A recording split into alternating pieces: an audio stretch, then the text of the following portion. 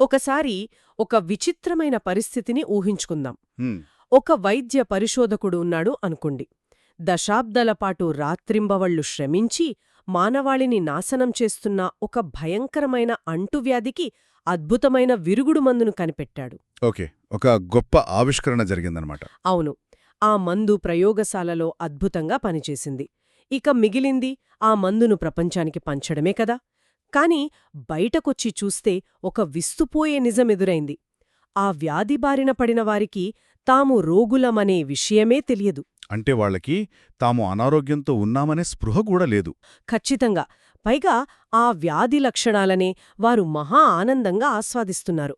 ఇలాంటి సమయంలో ఆ పరిశోధకుడి పరిస్థితెలా ఉంటుంది? అంటే తాను కనుగొన్న సత్యాన్ని, ఆ చేదు మందును వాళ్లకు ఎలా ఇస్తాడు? అసల్వాళ్లు తీసుకుంటారా? అది అత్యంత నిస్సహాయమైన, ఒక రకమైన ఒంటరితనంతో కూడిన పరిస్థితి అని చెప్పాలి. సత్యాన్ని కనుగొనడం ఒక ఎత్తైతే, ఆ సత్యం అవసరమైన వారు దాన్ని స్వీకరించే మానసిక స్థితిలో లేకపోవడం మరో ఎత్తు. నిజమే కదా. ఆ పరిశోధకుడు కేవలం మందును పంచితే సరిపోదు. ముందుగా వాళ్లు రోగులన్న వాస్తవాన్ని వాళ్లు నమ్మేలా చెయ్యాలి. దానికెంతో ఓపిక కావాలి, వ్యూహం కావాలి, అలాగే మానసిక అవగాహన కూడా అవసరం. సరిగ్గా ఇదే మానసిక సంఘర్షణ, అంటే ఇదే సవాలు సాక్షాత్తూ గౌతమ బుద్ధుడికే ఎదురయింది. అంటే ఆశ్చర్యంగా అనిపిస్తుంది కదూ. ఈనాటే మన లోతైన విశ్లేషణకు స్వాగతం. ఈరోజు మనం బౌద్ధ వాంగ్మయంలోని మధ్యమ నికాయకు చెందిన ఆర్యపర్యేషణ సూత్రం ఆధారంగా చర్చించబోతున్నాం. ఆర్యపర్యేషణ అంటే పవిత్రమైన అన్వేషణ అనే అర్థం. అవును, ఒక మహాజ్ఞాని తన లోపలి సత్యాన్ని బాహ్య ప్రపంచానికి ఎలా అనువదించాడు అనే ఆసక్తికరమైన ప్రయాణాన్ని మనమీరోజు విశ్లేషించబోతున్నాం. సాధారణంగా మనం చరిత్రను చాలా సరళీకరించి చదువుకుంటాం కదా. అంటే బుద్ధుడు బోధివృక్షం కింద తపస్సు చేశాడు, జ్ఞానోదయం పొందాడు, ఆ వెంటనే ప్రపంచానికి తన బోధనలు ప్రారంభించాడు అని. ఖచ్చితంగా ఒకే ఒక్క వాక్యంలో ముగించేస్తాం. కాని ఆ జ్ఞానోదయం మరియు బోధన అనే ఈ రెండు బిందువుల మధ్య జరిగిన సుదీర్ఘమైన మానసిక మథనముందే, అది చాలా గొప్పది. ఆయన ఎదుర్కొన్న తిరస్కారాలు, ప్రతిబంధకాలు ఈ ఆర్యపర్యేషణ సూత్రంలో అక్షరబద్ధం చేయబడ్డాయి. ఓహో, అంటే ఇది కేవలం ఒక మత గ్రంథం కాదన్నమాట. అస్సలు కాదు. మనిషి తన అత్యున్నత ఆవిష్కరణను సమాజానికి ఎలా అందించాడో అనేదానికి ఇదొక అద్భుతమైన మానసిక శాస్త్ర పాఠం. సో ఈ విషయాలను మరింత లోతుగా విడమర్చి చూద్దాం. ఈ ప్రయాణంలో నన్ను అత్యంత ఆశ్చర్యపరిచిన విషయమేమిటంటే, బుద్ధులు సంబోధి జ్ఞానాన్ని పొందిన తర్వాత మొదటిసారిగా అనుభవించిన భావోద్వేగం, ఉత్సాహం కాదు, నిరాశ. అవును, ఆయన చాలా నిరుత్సాహపడ్డాడు. తాను తెలుసుకున్న సత్యాన్ని ఎవరికీ చెప్పకూడదని ఆయన నిర్ణయించుకున్నాడు కదా. అంటే సర్వజ్ఞుడైన ఒక వ్యక్తి అలా ఎందుకు నిరుత్సాహపడ్డాడు? దానికి చాలా బలమైన కారణముంది. బుద్ధుడు స్వయంగా తెలుసుకున్న ఆ అత్యున్నతమైన సత్యం లేదా ధర్మమనేది సాధారణ తర్కానికి, మన వాదనలకు అందేది గాదు. అంటే మన బుద్ధికి అందదా? అవును, ఆయన దానిని అతక్కావచర అని వర్ణించాడు. అంటే బుద్ధికి, ఆలోచనకు అతీతమైనది అని అర్థం. కాని మానవ సమాజం మొత్తం ఇంద్రియ సుఖాల మీద, కోరికల మీద ఆధారపడి జీవిస్తోంది. వాటిలోనే ఆనందాన్ని వెతుక్కుంటోంది. అంటే రాగద్వేషాలలో మునిగిపోయిన మనుషులకు కోరికలను పూర్తిగా వదిలేయడం వల్ల వచ్చే నిర్వాణం గురించి చెప్తే ఎలా అర్థమవుతుంది అని ఆయన అనుకున్నాడా? సరిగ్గా పట్టుకున్నారు. నేను వీరికి ఎంత చెప్పినా ప్రయోజనం శూన్యం, నా శ్రమ వృధా అవుతుంది అనే తీవ్రమైన వైరాగ్య భావన ఆయనలో కలిగింది. ఒక రకంగా ఆలోచిస్తే ఆయన భావనలో న్యాయముందనే అనిపిస్తుంది. తామున్న చీకటినే వెలుతురు అనుకునేవారికి సూర్యుడు గురించి చెప్తే ఏమనుకుంటారు కదా. మరి ఆ తర్వాత ఆయన మనసు ఎలా మారింది? అసలు సత్యాన్ని పంచుకోవాలనే నిర్ణయానికి ఆయన ఎలా వచ్చాడు? అక్కడే బ్రహ్మ సహంపతి అనే దేవత ప్రస్తావనొస్తోంది. ఇది ఒక భౌతికమైన ఘట్టంగా కాకుండా బుద్ధుని అంతరంగంలో సాగిన కరుణ మరియు వైరాగ్యాల మధ్య జరిగిన సంఘర్షణగా మనం అర్థం చేసుకోవచ్చు. అంతర్గత సంఘర్షణ అన్నమాట. అవును, బ్రహ్మ సహంపతి ప్రత్యక్షమై ఒక గొప్ప వాస్తవాన్ని వివరిస్తాడు. ఈ లోకంలో అందరూ పూర్తిగా అజ్ఞానంలో కూరుకుపోయి లేరు అంటాడు.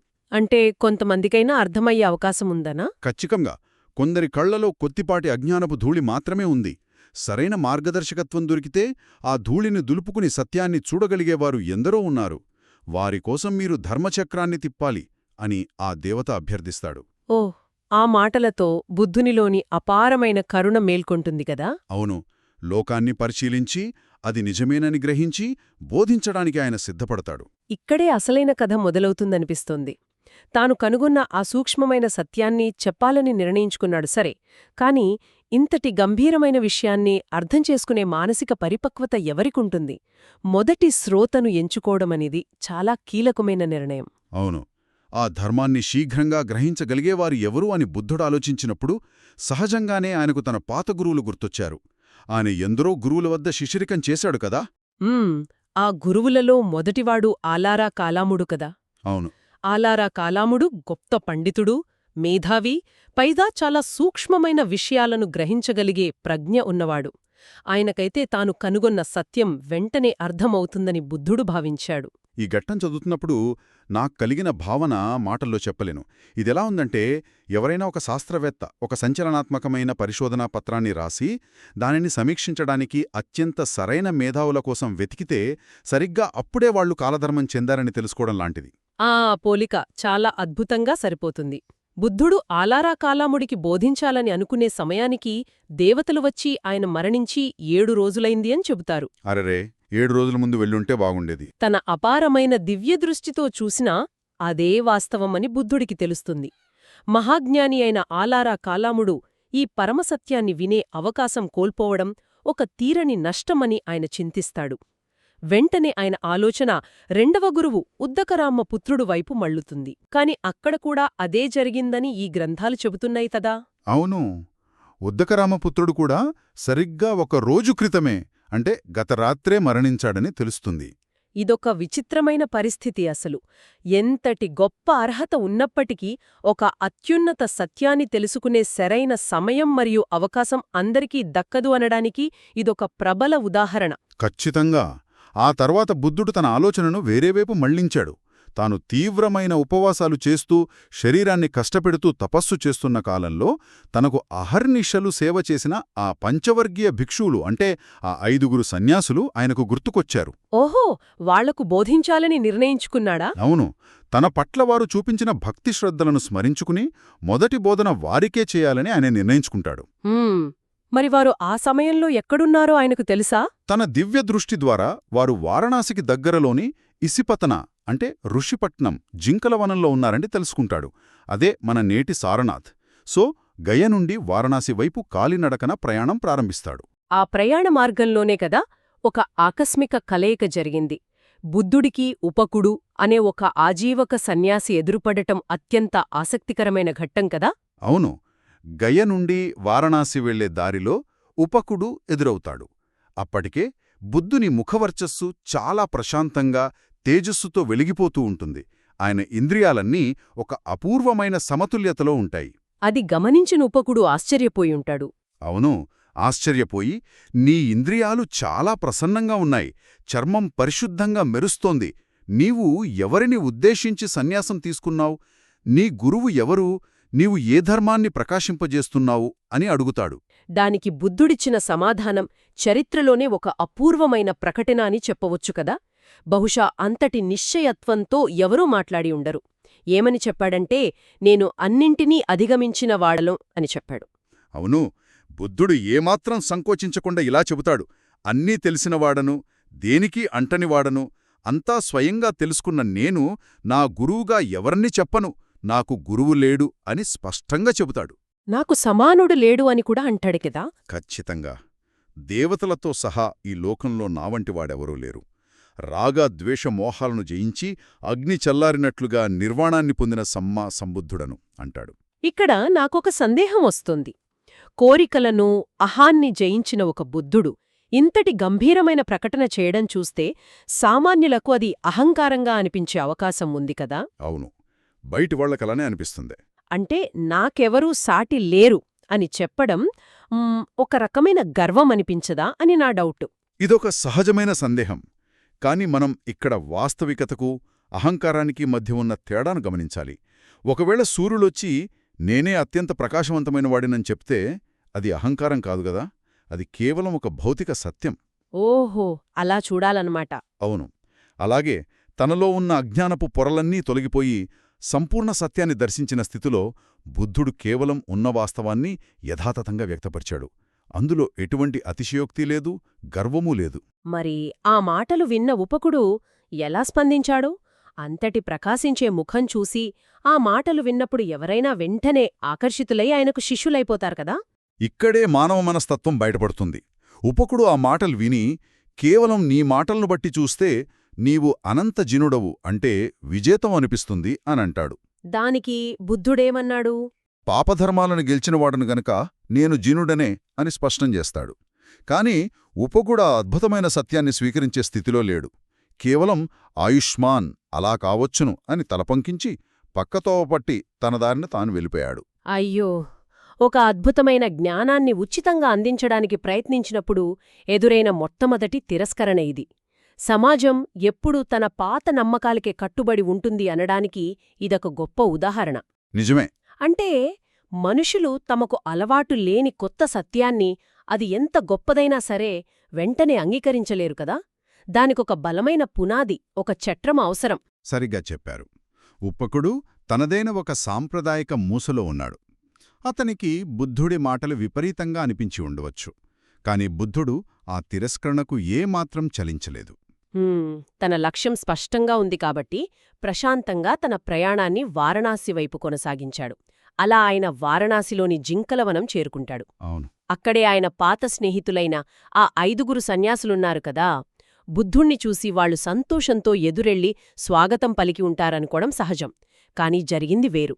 వాళ్లు ఏమనుకున్నారంటే, ఈ శ్రమణగౌతముడు కఠిన తపస్సు మానేశాడు, సాధారణ భోజనం చేస్తూ భోగజీవితం గడుపుతున్నాడు అనుకున్నారు. అవును. ఇక్కడొక ఆసక్తికరమైన నాటకీయ పరిణామం జరుగుతోంది. దూరం నుండి వస్తున్న బుద్ధుణ్ణి చూసి ఆ 5 తమలో తాము ఒక ఒప్పందం చేసుకుంటారు. అతనికి మనం నమస్కరించవద్దు, ఎదురెళ్లవద్దు, ఆయన పాత్రను కూడా తీసుకోవద్దని డిసైడ్ అవుతారు.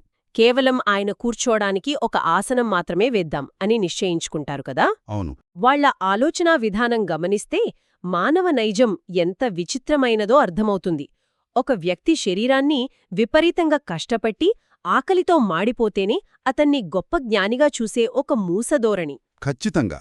సరైన మార్గంలో తెలివిగా శరీరాన్ని కాపాడుకుంటూ సాధన చేస్తే దాన్ని పతనంగా భావించారు వాళ్ళు. ఇది ఈనాటికి మనం చూసేదే కదా.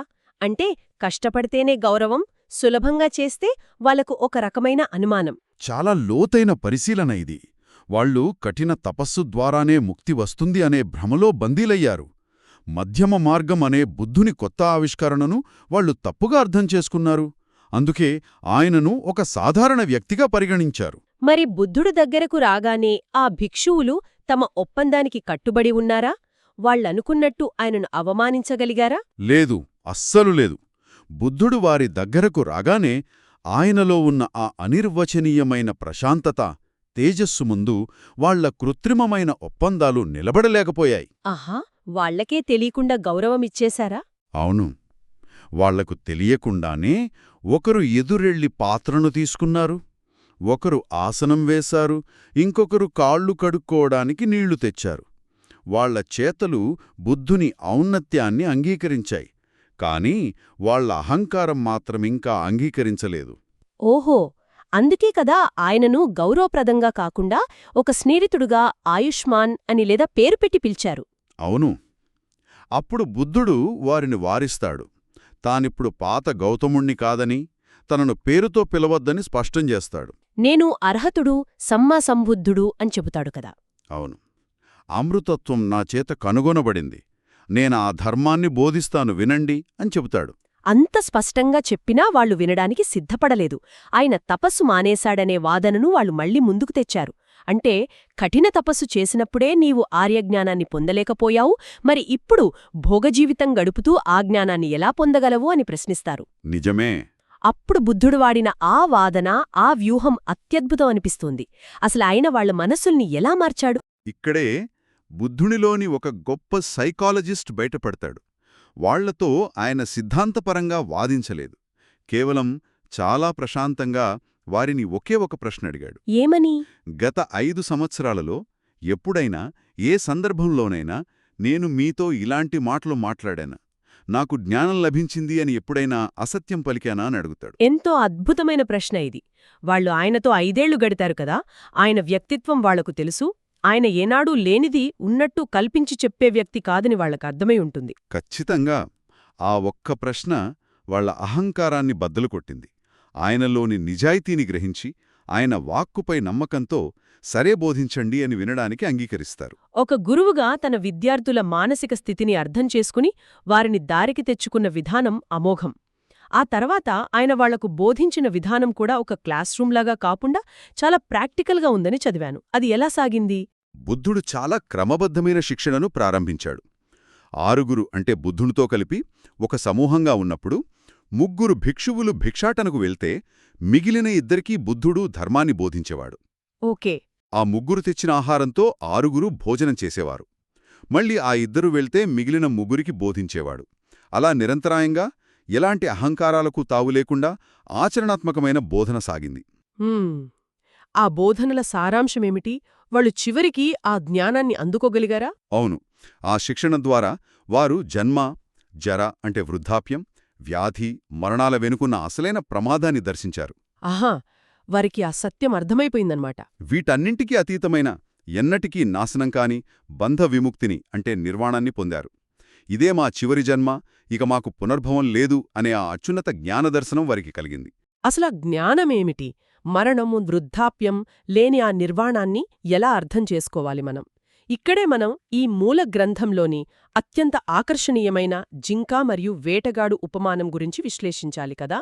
దీన్ని అర్థం చేసుకుంటే మొత్తం బౌద్ధ తత్వశాస్త్రం అర్థమైనట్లే అనిపిస్తోంది. అవును, ఈ ఉపమానం మానవ జీవితానికి అద్దం పడుతోంది. బుద్ధుడు ఈ 5 ఇంద్రియాలను అంటే కంటికి, చెవికి, ముక్కుకు, నాలుకకు, చర్మానికి తెలిసే 5 కామగుణాలను ఒక వలలాగా అభివర్ణించాడు. అంటే అందమైన రూపాలు, మధురమైన శబ్దాలు, రుచులు ఇవన్నీ ఆ వలకున్న ఎరలాంటివే అంటారా? సరిగ్గా చెప్పారు. ఈ ఇంద్రియ సుఖాలకు కట్టబడి, వాటికి బానిసలై, మోహంలో పడి, వాటిలోని ప్రమాదాన్ని చూడలేని వారు అచ్చం ఆ ఎరకు ఆశపడి వలలో చిక్కుకున్న అడవి జింకలాంటివారు. ఓహో, మరిక్కడ వేటగాడెవరు?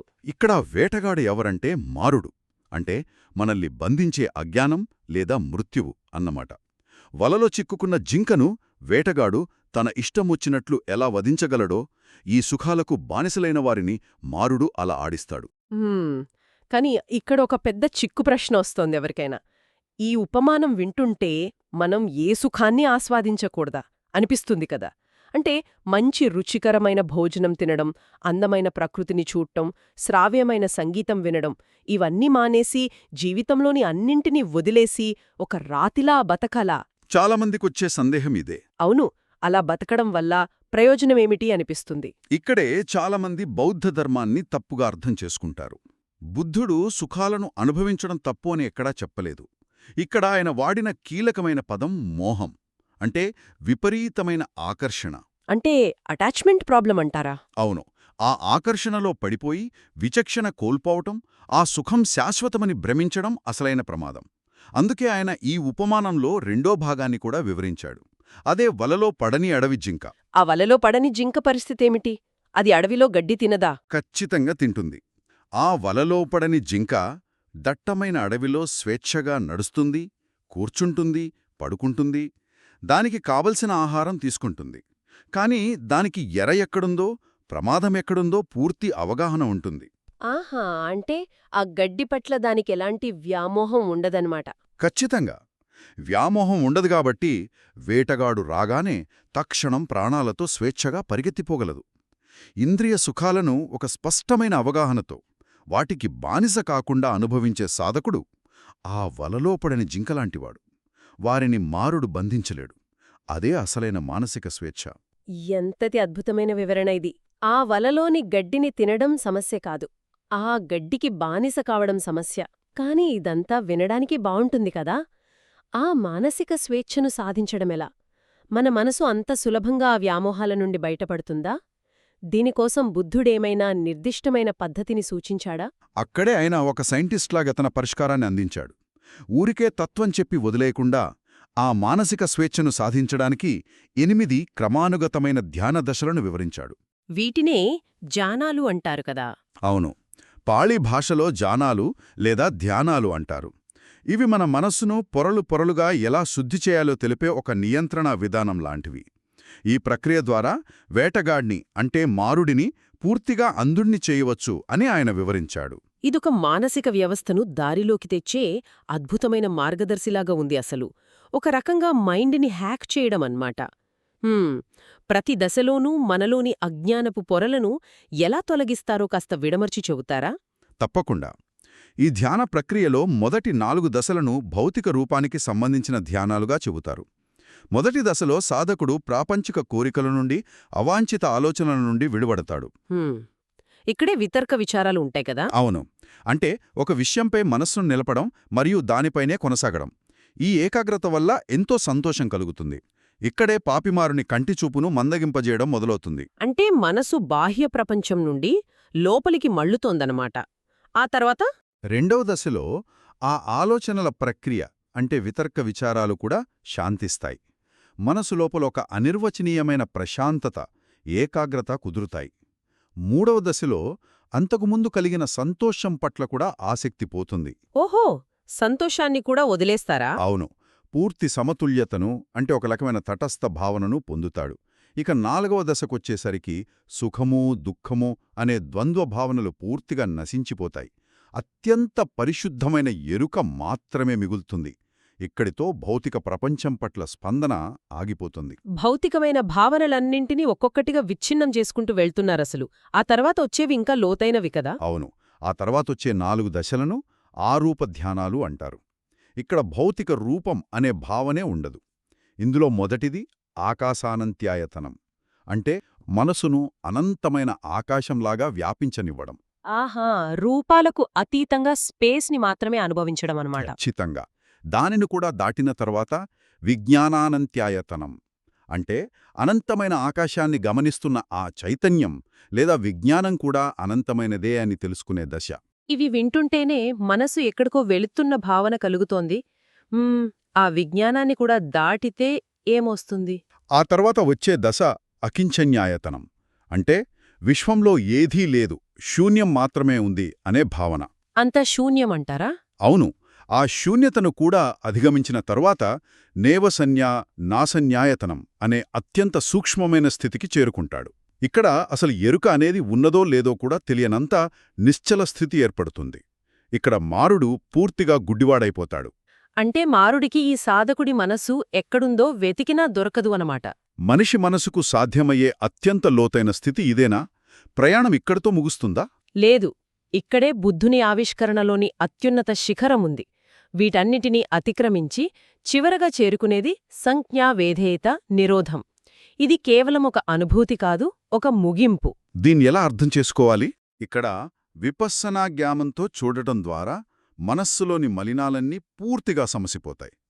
దీన్ని ఎలా అర్థం చేసుకోవాలంటే, మన కంప్యూటర్ భాషలో చెప్పాలంటే మలినాలతో ఉన్న పాత ఆపరేటింగ్ సిస్టమ్ మొత్తాన్ని తీసేసి వ్యవస్థను పూర్తిగా పరిశుద్ధం చేయడం లాంటిది. ఓహో, మొత్తం సిస్టమ్ని ఫార్మాట్ చేసినట్టు అన్నమాట. ఖచ్చితంగా. ఈ దశకు చేరుకున్న భిక్షువు దట్టమైన అడవిలో ఏ భయం లేకుండా స్వేచ్ఛగా సంచరించే అడవి జింకలాగా మారిపోతాడు. జనన మరణాల చక్రం నుండి పూర్తిగా బయటపడతాడు. నిజంగా ఇదొక అనిర్వచనీయమైన ప్రయాణమండి. నిరాశలో ఉన్న ఒక మహాజ్ఞాని ఆ నిరాశను తన కరుణతో జయించడం, అలాగే ఉపగుడి రూపంలో వచ్చిన తిరస్కారాన్ని ఎంతో ప్రశాంతంగా స్వీకరించడం, తన పాత స్నేహితుల అహంకారాన్ని, అపోహలను తన నిజాయితీతో తొలగించాడు. అవును, వాళ్లకొక కొత్త మార్గాన్ని చూపించాడు. అంతిమంగా ఒక ప్రాక్టికల్ విధానంతో వారిని మృత్యులేని నిర్వాణస్థితికి చేర్చాడు కదా. ఈ ఆర్యపర్యేషణ సూత్తం మనం కేవలం ఒక నాటి చరిత్రగా చదవకూడదు అనిపిస్తుంది. నిజమే. అంటే సత్యాన్ని గ్రహించడం ఒక ఎత్తు అయితే, ఆ సత్యాన్ని సాధారణ మనుషుల స్థాయికి వచ్చి వాళ్లకు అర్థమయ్యేలా, వాళ్ల జీవితాలను మార్చేలా బోధించడం అనేది ఎంతటి గొప్ప కళో ఈ మూలగ్రంథం మనకు చాటి చెప్తోంది. అంతేకాదు, ఒక సమాజం తన మూఢనమ్మకాలకు, పాత ఆలోచనా విధానాలకు ఎంత బలంగా కట్టుబడి ఉంటుందో కూడా ఈ కథ మనకు వివరిస్తుంది గదా. అటువంటి సమాజాన్ని మార్చడానికి ఎంతటి సహనం, ఎంతటి స్థితప్రజ్ఞత అవసరమో బుద్ధుని ప్రవర్తన ద్వారా మనం నేర్చుకోవచ్చు. ఈ లోతైన అన్వేషణను ముగించే ముందు ఒక్కసారి ఆలోచించాల్సిన విషయం ఒకటుంది. మనం ఇందాక మారుడు లేదా వేటగాడు వేసే ఇంద్రియ సుఖాల వల గురించి మాట్లాడుకున్నాం కదా. బుద్ధుని కాలంలో ఆ వల కేవలం ప్రకృతి సహజమైన కోరికలకు పరిమితమై ఉండేది. కానీ నేటి ఆధునిక ప్రపంచాన్ని గమనించండి. అవును. ఇప్పుడు పరిస్థితి పూర్తిగా వేరు కదా. మనం మొత్తం ఆర్థిక వ్యవస్థ, కోట్లాది రూపాయల వ్యాపారాలు, మన చుట్టూ ఉన్న అత్యాధునిక సాంకేతిక ఉపకరణాలు ఇవన్నీ మన ఇంద్రియాలను బంధించడానికి అహర్నిశలు పనిచేసే ఆధునిక వేటగాళ్లు కాదా? మనం గంటల కొద్దీ ఫోన్ స్క్రీన్లకు అతుక్కుపోయి, మనకు అవసరం లేని వస్తువులను కొంటూ క్షణికమైన ఆనందాల కోసం పరుగులు తీస్తున్నామంటే ఈ మొత్తం సమాజమే ఒక బృహత్తరమైన మారుడి వలగా మారిపోయిందా? ఖచ్చితంగా మారిపోయిందనే చెప్పాలి. మరి ఇలా అడుగడుగునా ఎరలు పరుచుకుని ఉన్న ఈ ఆధునిక అరణ్యంలో మనం ఆ వలలో పడని స్వేచ్ఛా జింకలా బతకడం ఎలా సాధ్యమవుతుంది? ఇది మనం నిజంగా లోతుగా మథనం చెందాల్సిన ప్రశ్న. సో ఈ ప్రశ్నతో ఈనాటి మన చర్చను ముగిద్దాం. మరో ఆసక్తికరమైన గ్రంథ విశ్లేషణతో మళ్ళీ కలుద్దాం.